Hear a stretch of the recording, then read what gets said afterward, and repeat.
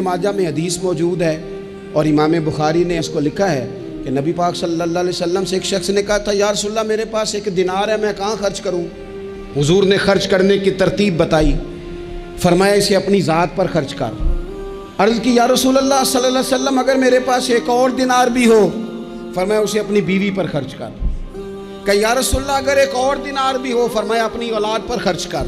या रसूलल्लाह अगर एक और दिनार भी हो, फरमाया खादिम पर खर्च कर, अपने गुलाम पर खर्च कर, अपने मुलाजिम पर खर्च कर।